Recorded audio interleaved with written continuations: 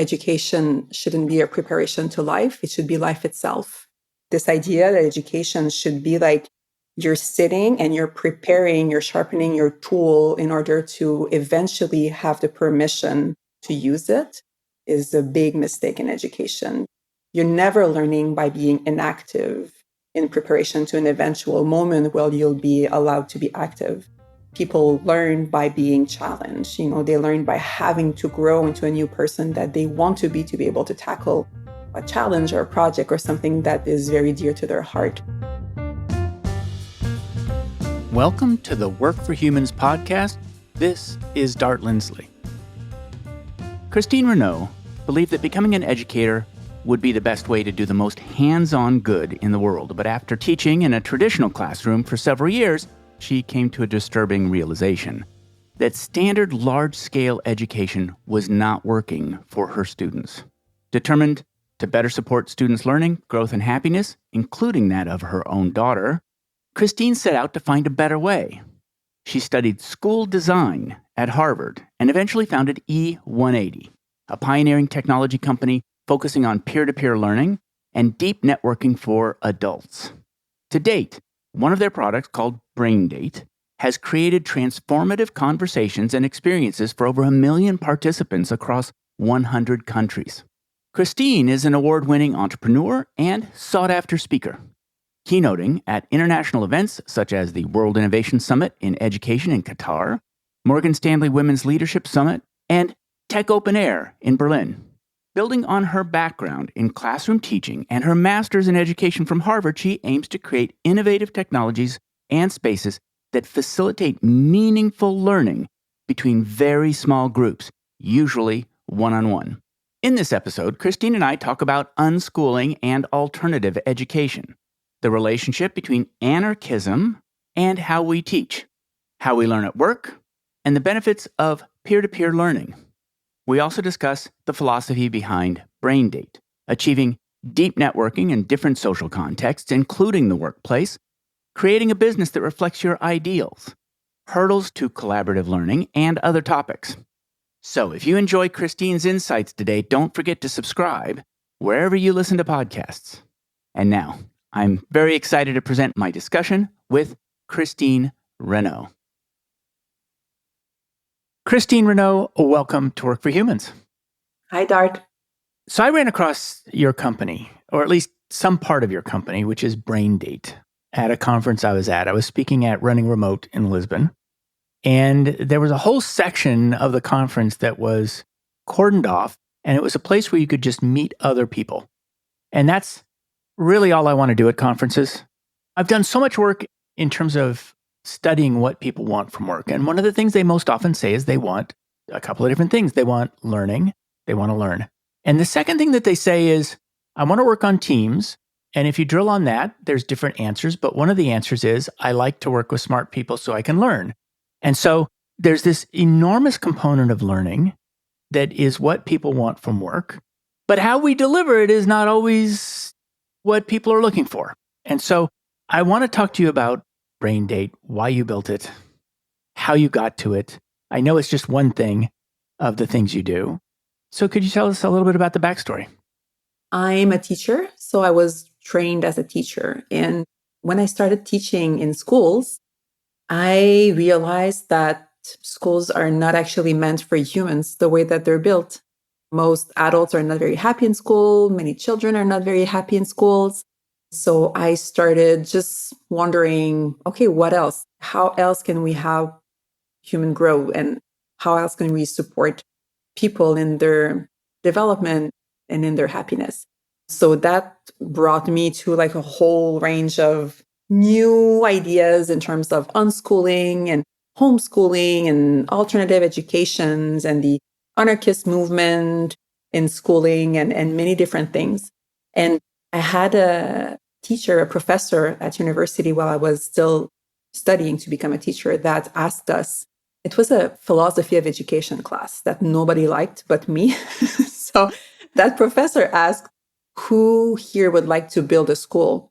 And I was like, wow, I never thought about that. And I've been an entrepreneur all my life, even before I knew what an entrepreneur was. But when you are trained as a teacher, you are never told that you're a professional in learning. You are told that you'll be a teacher and maybe like a pedagogical consultant. And maybe if you're very lucky, you'll be like a principal. But everything in all your studies as a teacher doesn't really revolve around learning, but really around schooling. So it never occurred to me that I could build a school. And so I raised my hand. I was like, oh my God, I want to build a school. And from then I was hooked. That was in 2003. So it's been a while. And so I went and did my master's at Harvard in school development to learn, okay, how do you create an amazing school?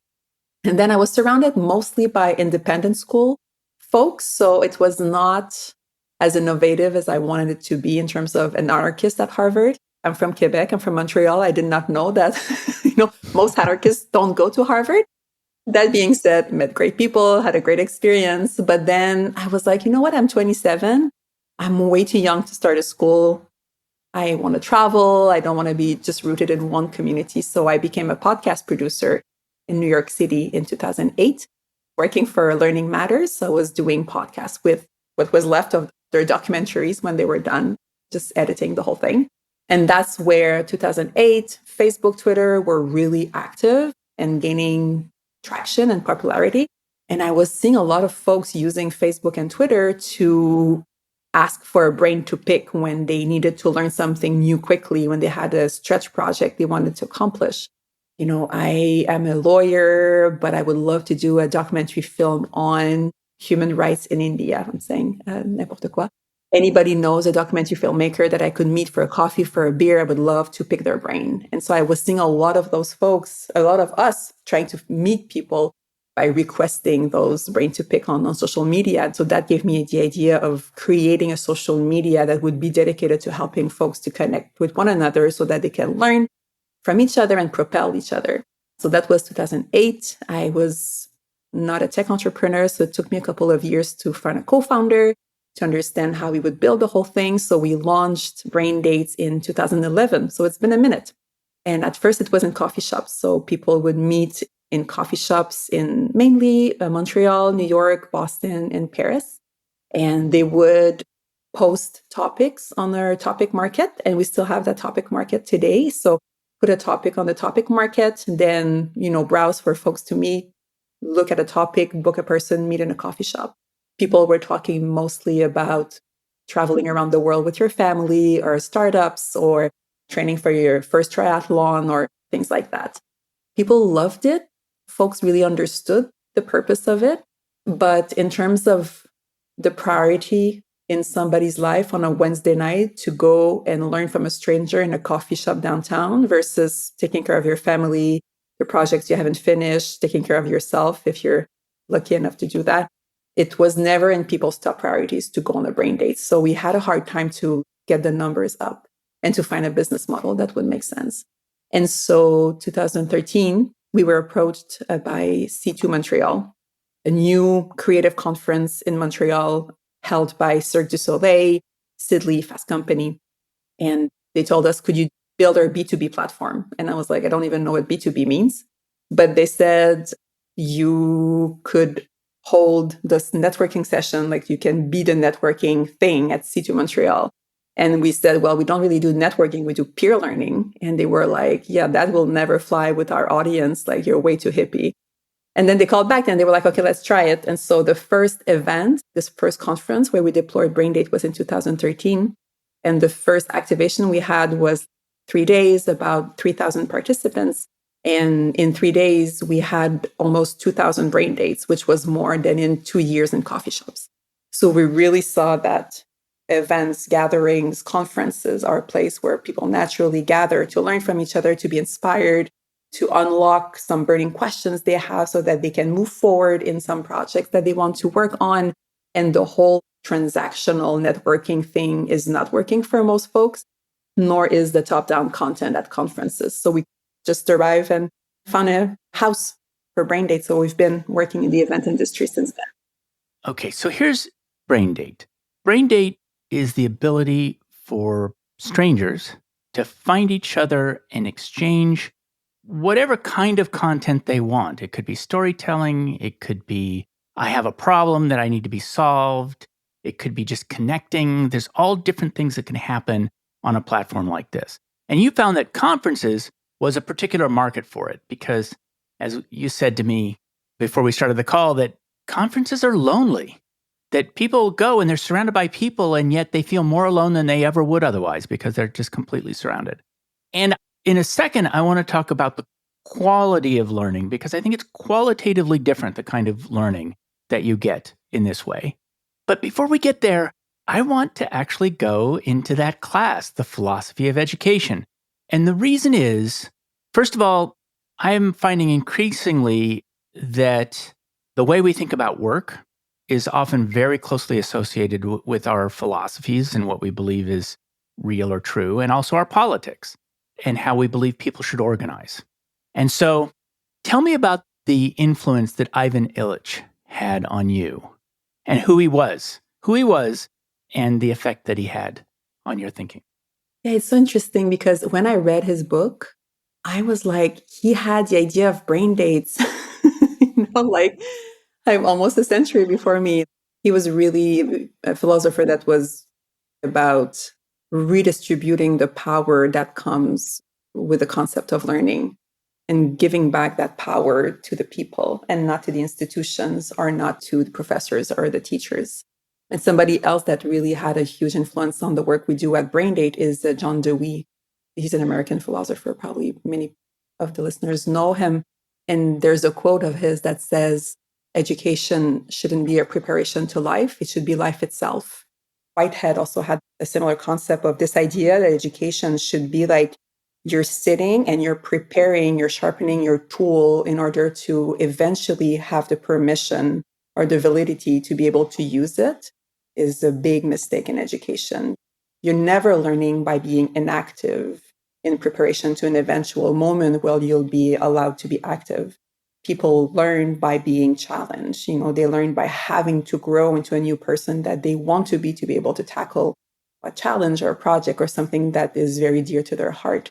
So that idea that life itself is about learning, that education should not be a preparation for life, for me is so powerful. And it's something that has led us in terms of the work we do with Braindate and also has led me as a mother that does homeschooling. I can't remember who it was. I think it was Whitehead who said that there's inert learning, and that inert learning is stuff you learn without being engaged in a practice. It's just the thing you get in a classroom is dead. Yeah, he talked about inert knowledge. Exactly. He's the one that talked about that the biggest fallacy in education is to think about the mind as a tool you need to sharpen to eventually be able to use it. Now, I think anarchism gets a bad rap. I think philosophy is stereotyped and misunderstood, including by me.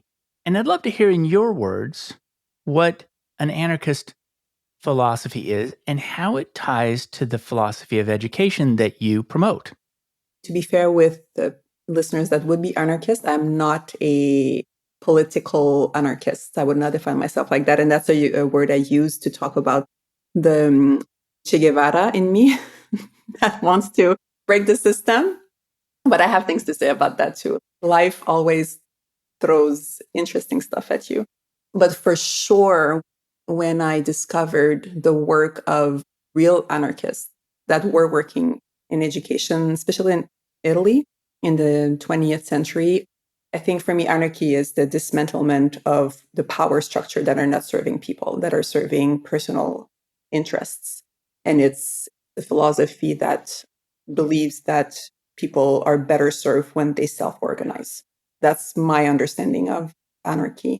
And so for me to have those values and that philosophy to be applied to education, which is a massive international system that has a lot of commonalities across countries, and with a power structure that positions children as spectator of their own life for 10 to 15 years.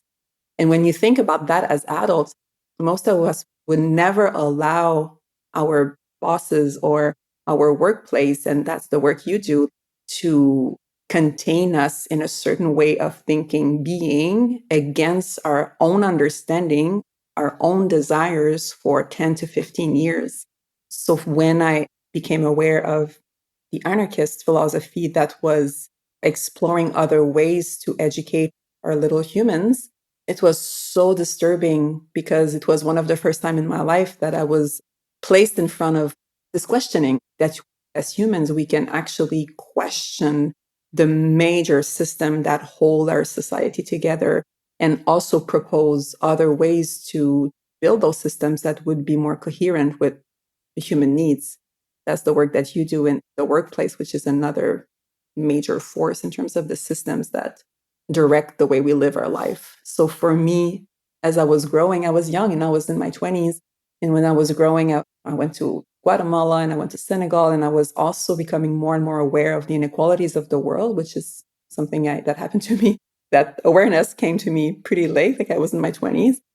But then I was like, wow, but these oppression systems are also present in the way we educate our young people. Yeah, it was something that Illich said. First of all, he pointed out that schools emerged from the church. He was a Catholic priest, but that they emerged from the church, but that they had become something that essentially created obedient consumers. I see this all highly connected to each other. Anarchists believe that the state is inherently oppressive. They oppose hierarchical authority. And so, how hierarchical and authoritative are schools? There's a school in my town, very liberal town, where when the bell rings, all the kids have to take a knee and stop moving and go to one knee, which sounds like a prison yard to me. It's horrible.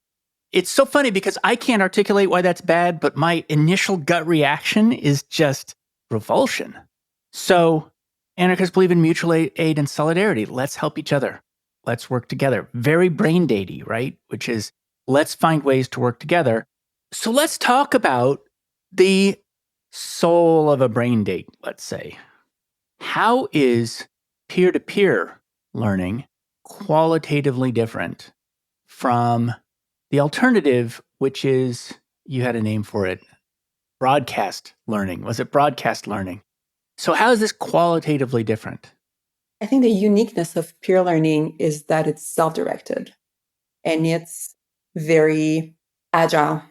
It's very agile. So when you're sitting in an audience where you are being broadcasted to, the person on stage doesn't have any input. I say on stage because I'm talking about conference, but same goes for teachers and professors that are not collaborative in the way that they host their classroom.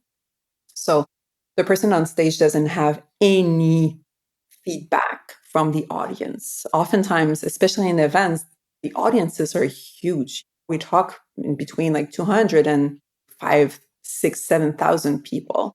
So it's a very one-to-many experience. The good thing about that is that communion, like we have a shared experience.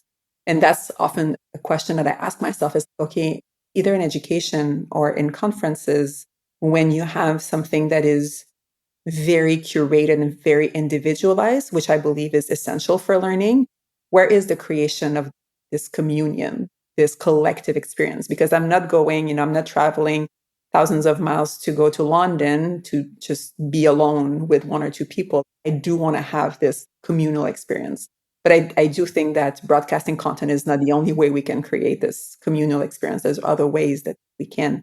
But in terms of your initial question and how peer learning is different qualitatively, I think it's, as I was mentioning, it's the level of agility and curation that takes place when you have a conversation with people, where you constantly give the other person feedback on your needs, on your experience. So their experience, failures, successes, expertise can constantly be adapted in terms of your need as a participant in that conversation. And also, the person that is, let's say, considered as being the knowledge provider, and I'm doing quotes here, also learns so much from the questions, also learns so much from the feedback. And something that happens quite often is that we work right now in business conferences, and we've been told for so long that there's a certain way you should present yourself in a professional context versus a personal context. Like these are two different personas you need to embody. But when you have a conversation with another person, and we're talking about the soul of brain dates, and sometimes the name doesn't do justice. Brain date, the name doesn't do justice to what happens when you have two folks that are coming from different countries, different cities, and have a conversation, and then magic happens of just pure communion, just pure getting on the same frequency and feeling that you found a sister from another mother, a brother from another mother. And that happens constantly in brain dates. We've seen people cry so many times, And it's like you go to a business event and you're like, oh my God, I'm not going to cry. But yeah, it happens just because people get really moved and really touched deeply, not only because of the content, but also because they're in a context where they're not supposed to be very emotionally open. And then they take the chance to open themselves and be vulnerable and be their true self. And they're fully embraced and accepted and feel that feeling of belonging and then connection. And that is something very magical anytime, I think, in our life as humans, but especially when you're in a context where it's not supposed to be allowed. Yeah, you've spoken in the past about deep networking, and just now you spoke about communion. Is there an example of that you can describe that might illuminate what that is? We have so many amazing brain date stories. I'll talk about my brain dates because that's the ones I really know well. I had a brain date at TED. So we did brain dates at TED for the first time this year. The topic was how to create magic in a world that needs it. I'm just really passionate about how to create delight and magic and just enjoy our life fully and create spaces and experience for other folks to also have these moments of magic and delight. So I just put that topic on the topic marketplace, and a lot of topic at TED this year were about AI. So, a topic on magic was just was kind of standing out a little bit. And so I just had this conversation. Young men showed up, not that young, about my age, but yeah, young enough. He showed up and we just started talking about magic in our lives and how we create more of it. And can you engineer magic in your life? And we were talking about our children and listening to Bluey and dance mode. I don't know if you know Bluey or dance mode, Yes. but perfect. And your listeners will also, but just talking about the beauty and the magic of being your full self at any given time and how much children help you to do that and how we should all dance whenever we hear a good song in the grocery shop and why not. And, it was like TED business conference. I mean, TED is a very beautiful, amazing conference. It's not your typical business conference, but it was still an amazing moment to just connect with another human and talk about the magic in our lives. And then another monsieur showed up, very colorful, and just started talking about an experience that he's had at Burning Man where somebody that he knew lost his hearing aid in the sand in the middle of the desert. And then after meeting Jesus at Burning Man, found it and how magical it was. So it was just like an amazing moment for us all to share stories about magic. And I felt a very close connection with this person that I maybe will never meet again. But I think about him often. When I hear a song, I'm like, I'm going to dance for him. Like, I'm going to stand up for the things we talked about and the commitment we made to each other. So that was a story, a brain date story. Which is interesting. I mean, to some extent, it's a story of transformation, which is that you went into that conversation one person and you came out at another in some way. I couldn't agree more. And that's why we fought against the label networking for so long. I know what networking looks like. We don't do that. And then eventually you're like, okay, for our clients, that's the line item. They have a budget for networking. So we're just going to go there. That's what we're going to do. And so we talk about, instead of speed networking, we talk about deep networking, which is more in line with what we do. But the word that you just used, the word transformation, we say that brain dates are transformative. And the amazing thing about it is that we don't postpone the development of an amazing, beautiful, deep connection to when you'll be sitting at your desk with your 50 business cards, and then you try and develop a relationship with those folks that you networked with. We help people to get into transformative conversations while they are together in the same space. One of the qualitative differences, it seems to me, with what you're doing with peer-to-peer learning, and something you've talked about, which I completely agree with, which is that the teacher learns. So it's bidirectional learning, whereas that's not true in broadcast learning. It's just transmit as opposed to exchange. But I'd also argue that there's something about the individual, large scale learning, just the word scale. As soon as you say the word scale, you're saying we're going to package it into something that a large number of people can appreciate in the market for knowledge, right? We're going to package in that particular way. And as a result of that, because we're packaging it as one thing that we're going to give to 1,000 people, we're going to miss the tails of the bell curve in the room. We're not going to meet the market because some percentage of the market is just not going to want. You just can't get that many people in one place that all want the same thing. So the fine-grained nature of the matching and the discovery is, I think, qualitatively different. And it's something that I promote for the allocation of work, which is I think that allocation of work and learning inside organizations should be highly individual, that it should be absolutely targeted on the unique person you are as somebody working. So I think that's a real advantage to this. I mean, you may come across the table with somebody who just doesn't have anything for you. It's possible. That must happen sometimes. But then there's this possibility that you're going to come across somebody who has the uniquely perfect thing that you want to discuss. We had a Braindate like that where a woman that was on the spectrum of autism randomly met a neurosurgeon through a Braindate that was actually able to explain to her experience, why her life was the way that she was as a person on the spectrum of autism. What are the odds that you're just going to meet that person at a business conference? And that's the thing, like sometimes people push back a bit and they're like, oh, but that's the joys of serendipity, and I'm like, absolutely. I'm not removing the food trucks. Like you can still go and get your taco, and in the lineup, then you'll meet an amazing person that will change your life. These moments won't go away. They're still there and they're still magical. I believe in the magic of serendipity, but that's something we hear constantly from our clients, especially in the event industry right now. And I think also in the L&D industry, there's this craving for individualizing the experiences because folks are starting to understand that we cannot be fed all the same food. We don't have all the same needs at the same time. And content right now, obviously, we have like 3 years to watch content sitting in our living room. And now we want to meet people and talk to people. And it has to be something that is relevant for you. And that is an experience that you chose for yourself, because no form that you can fill before an event will help anybody to understand yourself as much as you understand you and your needs at any given time. One other thing that I think is very compelling about this kind of learning, I believe for a while that once you know a certain amount, learning and invention become the same thing, which is that the things you need to learn, nobody knows. Nobody can teach you the thing that nobody knows.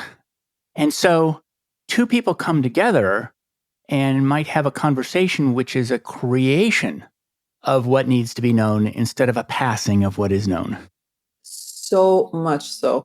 It looks like you've been on a Braindate. Oh, you've been on a Braindate. Well, yes, I have been on Braindates. I have one, an official Braindate through Braindate, and another, which is that we have a similar platform at where I work. And it doesn't help to match. It's totally random who you match with, really, which is interesting too. And just yesterday, I had one of these encounters where I got on the call with somebody I'd never met before. And I said, "What's on your bookshelf?" And he says, "Well, up here," he says, "it's organized." He says, "Up here are good books." And he says, "Here are great books. Here are books I'm planning to read.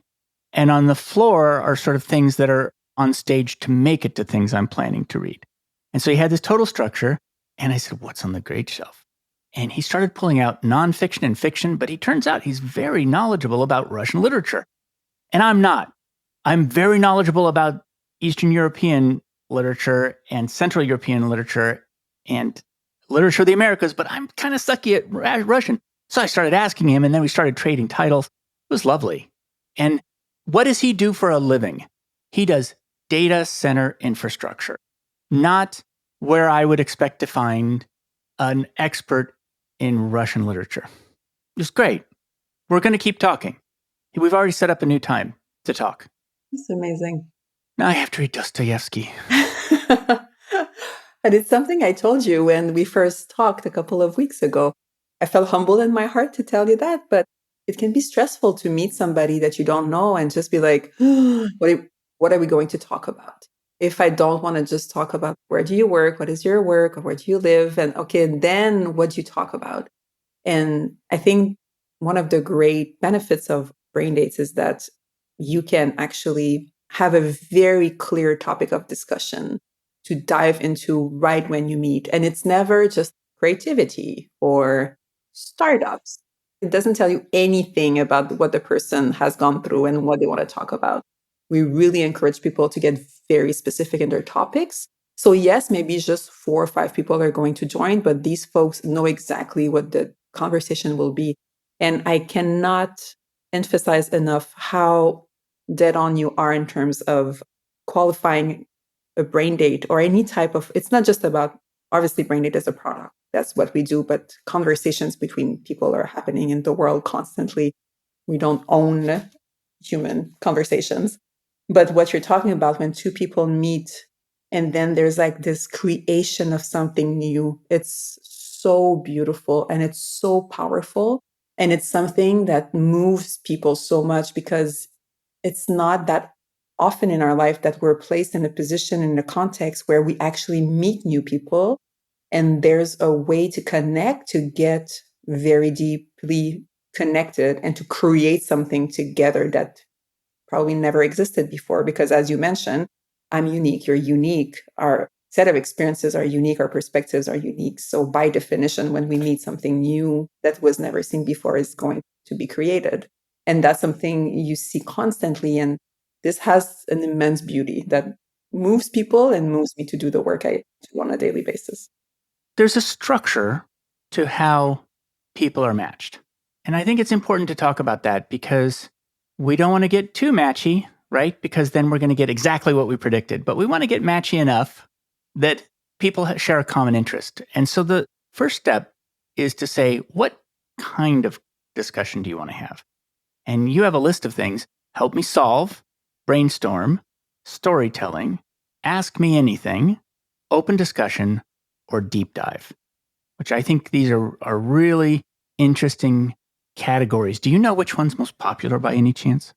My goodness. No, I could not tell you. I could not tell you. Which one do you like to do of those? Help me solve, brainstorm, storytelling, ask me anything, open discussion, or deep dive? I like Ask Me Anything because oftentimes in the conferences where I go to, a lot of folks want to start their own thing. They want to be either an entrepreneur or they want to launch a project and they don't know how, they don't know where to start. And I've been an entrepreneur pretty much all my life. So I'm very happy to answer questions and help to debunk or demystify the glory of the entrepreneurial world and entrepreneurship. It's just like, okay, you just start by the simplest step and just test your hypotheses. And I always tell folks, like, a lot of folks in corporate sector, they have this amazing life and they're like, oh, I don't want to lose everything and just start my project. And I tell them, you're on a big, beautiful cruise ship. Don't jump in the shark infested water. Just go little by little, go and build your little boat. And when your boat is ready to go, then you leave your big ship and you go on your little boat and then you do your thing. So that's the Braindate Ask Me Anything on entrepreneurship that I do almost at all events. If not, I really love deep dives. I really love to talk with other folks. I often host brain dates on belonging because I love to talk with other folks that are practitioners in the sector of gathering people, building community, creating spaces for belonging, and deepening my practice in that. It's interesting because I would argue that this podcast is basically a brain date platform. I can see that. And it's definitely deep dives. It's definitely deep dives. So somebody picks which one of these modes they want to be in, and then they name a topic. Is there any advice that you provide on how to then hold a conversation? Or do you let them just be, this is a blank canvas, do what you want? We provide guidance on crafting topics. That's the first guidance that we provide. And we can always do more. We're a small company and we are bootstrapped. We decided never to raise VC. So we might be moving a bit slower than other folks in the industry. But that's something that we provide the guidance to create great topics, because the biggest hurdle that we have is always that folks think that their experience and knowledge is not worth sharing with other. And the imposter syndrome is a thing for, I would say, easily 60 to 65% of people. There's this thing about being an expert, that if you're not an expert, you're not valid to guide other folks or share your path in life and what you've learned from it. And the most popular topics on Braindate are always very personal topics, topics that are very unique to one person. An example I often give is at C2 Montreal in 2016. It had been a couple of years we were there. Braindate became a core part of the conference. And there are like C-levels people. There's a lot of folks with 20 years of experience in their field in marketing and creativity and creative industry. And in 2016, the most popular topic on the platform was the topic of a young McGill student. She was 22, and her topic was, I can give you my millennial perspective on your product. That was it. She was not an expert that studied millennials' behavior. It was not that. It was, she's a millennial. She's going to give you her perspective on your product. And so to help people to feel valid in their knowledge is, I think, that one of the biggest hurdle that we have to cross with a product. Your other question is a very good question. When we deploy Braindate at an event, we have the tech that integrates with the event app, but we also deploy, and you met them on site, we deploy a team of learning concierge in the Braindate lounge that our client will create and put together with our guidance. So we have folks on site that are helping participants at an event to onboard and check in for their Braindate, and also to prepare for hosting a Braindate. Because that's the obstacle that we face, is that we actually, at an event, we don't want people to look at their app. We don't want people to be on the Braindate product. We want people to be with each other and not look at their phone. So in terms of the guidance of how do you curate your 45-minute group Braindate that you're going to host, some folks are very naturally talented, or they have a facilitation practice. It's easy for them to guide a group for 45 minutes. But for other folks, it's not the case. They feel like, I have to prepare a PowerPoint and I need to give content for 45 minutes. And so it's not easy to help people to feel comfortable in the idea that they can provide value even if they don't provide content. You can provide value by hosting that safe space where you're asking great questions, where other folks can actually share their knowledge. So we communicate that on the app, and our learning concierge are helping the host of a Braindate to get prepared with some guidelines. But I would say that that is a challenge. Questions are content. I know. When you talk about teachers learning what the most frequently asked questions are and figuring out on the spot how to answer them sometimes is real opportunities for discovery. And the thing is that we're raised in an environment that if you don't have an answer to a question, you're not valid. You're not a valid host of that conversation. But in a Braindate, if you're a host of a Braindate, you don't need to answer the questions. There's 4, 5, 6 other folks that are there to answer questions. But our work is to help people that are less comfortable with this power dynamic that is not the one-to-many power dynamic. We have to help them feeling comfortable in asking questions, and also letting other folks answering the questions when they come in the conversation. So you started off with conferences, and now you have this platform, and you must see adjacent markets, other places where there's a hunger for this kind of learning. And it may be not exactly the same hunger. I mean, there's such a desperate hunger at conferences, which is conferences are so often tawdry and squalid, to be honest, but also alienating.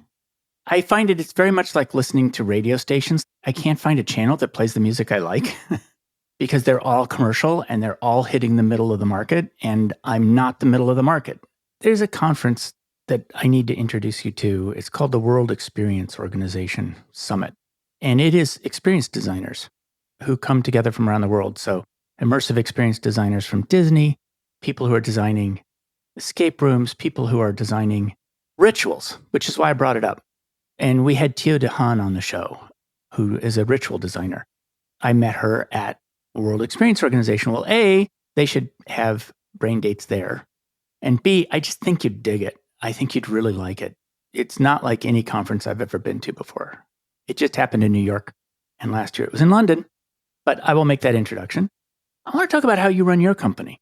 So one of the ideas in anarchism is prefigurative politics, which I didn't have a word for until yesterday, which is organizing should reflect the society that you want to create. So how you run your business might actually reflect a philosophy that believes in less hierarchy, that believes in peer learning. Has that manifested in how you run? Yes, it does. And we're also a B Corp. So we are a double bottom line company. We create and measure impact and we create and measure revenues. We do have an internal Braindate platform. So we do use Braindate internally to share knowledge for sure. To be honest, it hasn't been the easiest thing to do. I feel that even, we were a small company, as I was mentioning, we have like 20 employees right now. And I feel even in a company that believes in self directed, experiential, and collaborative learning, some of the hurdles are also people's own perception of what work is. Like change management for me is not just something that you have to implement internally. It's also something that encompasses people's own perception of their value and their validity and their advancement of their career. And personally, as a leader, I've ran into some difficulties in shifting some of that thinking in terms of the way that our team member can structure their work and feel that they are able to spend time growing and learning when everything else seems so urgent. So it's definitely something that we've run into for sure. I'm saying that with a lot of humility because it's not something I'm proud of. I think we have a great culture. People are happy but are we doing more than other company in terms of peer learning at E180 at Braindate? I don't know. That is one of the problems is of all learning, any kind of learning, is just time and time management and finding the time for it. But I do know that you offer a lot of freedom to your team. I talked to somebody on our team this morning and they were a digital nomad and I don't know where they were. Who knows where they were? But the fact that that's a possibility in your organization is an example of saying individual freedom, let's customize this for you. And there may be ways besides peer-to-peer learning that manifest in how you run. B Corp is for sure one of them. I really appreciate that you're saying that. I really think that the way that we're building E180 is the company, Braindate is the product. So the way that we're running E180 is definitely rooted in my values. And like you say, we have unlimited vacation, we have amazing benefits. People can work from wherever they are. We allow them to travel, obviously, for all events. And I think we have a great culture. But I must say that the collaborative learning aspect of it, I've been trying in many different ways to see how in a small organization like that, where we, even if we organize like a Braindate event, it's just 15 of us. It's not a critical mass for Braindate. Braindate requires at least 100 for it to really thrive. It's not, you can just do roundtables. But the collaborative learning thing, and it hasn't caught that fire. People learn from each other naturally. They have amazing peer relationship. I think we're having a good time. But in terms of structuring collaborative learning, I haven't found the way to do it with 19 people in an organization. Yeah, maybe the idea is to salt the population of brain daters internally with externals that you curate. Well, and we do that. People from the team constantly go on site and they have unlimited access to Braindate. So thank you for helping me to see the things that we already do, because I have a vision of what it should be. And I think you're right. I think it's already happening. It's just not in this very systematic way in the office. Yeah. From what I've seen of your writing and speaking, your philosophy, you were born with it. And so it's going to manifest. This, just as an aside, this conversation has reminded me of a conversation that I had with Peter Lildahl. He's a Canadian educator. He was on the show, and he has created a way of teaching, which is called, well, it's a book, it's Building a Learning Classroom. Hmm. And a lot of what they've done is he calls defronting the room, which is that students get together in groups of 5 and they work at whiteboards together solving math problems because he's a math educator. And he just went through every norm of the classroom and challenged it and said, what if we took out all the furniture? Will people learn more? Will people think more? It's thinking classrooms, not learning classrooms, thinking classrooms.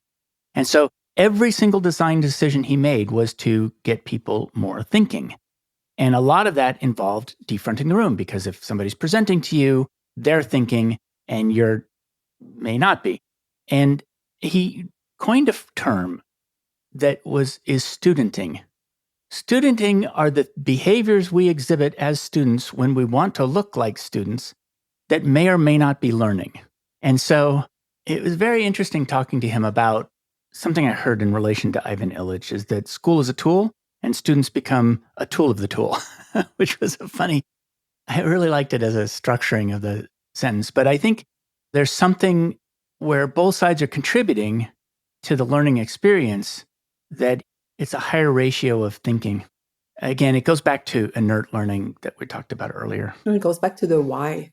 We're just doing some UX work on the product, and there's books about it and, the 7 whys. And it's just, as adults, we give ourselves such a wide array of tools to be able to bring meaning in our life and bring meaning in our work and define meaning and value for ourselves. But it's not something that we allow children to do. Like, the children, when they ask, why am I learning this? It's being seen as insolence. It's being seen as being a bad student.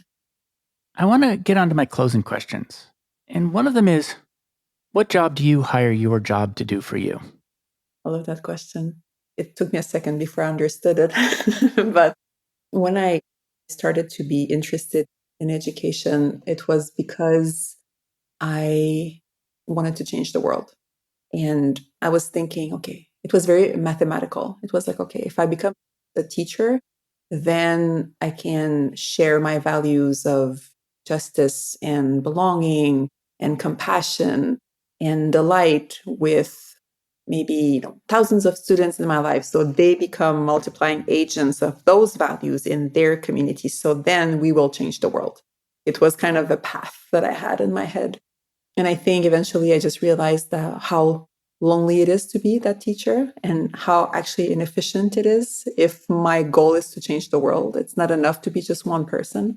And I think the work I'm doing with Braindate is just living this vision and this mission of just enabling and helping people to feel valid in their capacity to change other folks' lives.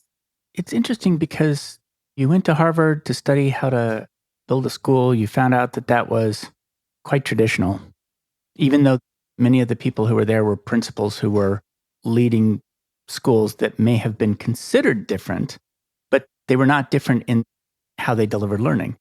You ended up building a school. It just happens to not have a building. Yeah. Well, do you know what?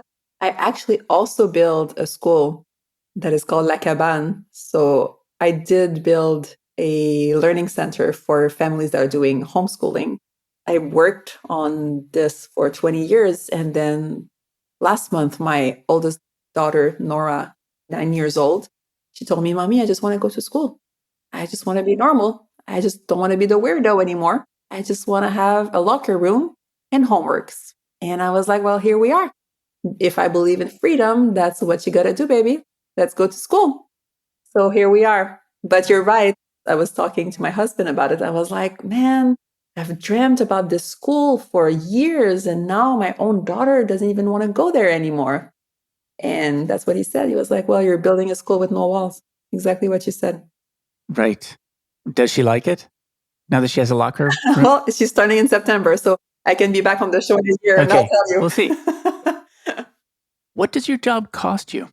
I think it's a bit like parenting. For me, entrepreneurship is a bit like parenting, where you create something, but you also sometimes don't want to have it in your way anymore. And you love that thing, but sometimes you're like, I would love to have a minute to myself. So as an entrepreneur, I've been through this. I love Braindate, but I want to do something else. People know about it. It's not a secret. A couple of years ago, and just like feeling the urge of growing, and I was linking the growth with starting something new and getting rid of the whole old stuff. And then eventually I was like, no, I mean, there's just so much to do with Braindate still. It's just nascent. There's so much more to build. And I recommitted to it. And I'm really thrilled where we're going and the progress that we've made in the past year. But no, as an entrepreneur, any entrepreneur on your show will say that it can be very lonely and very excruciating in terms of seeing all the things you could do, but being limited sometimes by resources and even by your own capacity. And so trying to grow as fast as I can. And it's scary, I think, because I'm at the beginning of that, to have people who depend on the company, which therefore means they depend on you, which can feel entrapping. Mm-hmm. Yeah, I hear you. I've always felt, though, that the people I hire are so wonderful that I'm never worried for them. I'm always like, if something happens and I cannot provide a job for you anymore, you're going to be fine because you're wonderful. That's a good guideline. I like that a lot. What is your intellectual frontier right now? What don't you know that you would like to know? What are you trying to figure out? And you mentioned one of them, which is you're trying to figure out, where does magic come from? How do you create that in the world? If you had a list of things you wanted to have a Braindate on because you wanted to do a deep dive on them in a discovery look, brainstorm on them, what are those things? I think it's how to help folks to prioritize their own growth, because the Braindate, especially in the context we're launching our product for communities in October.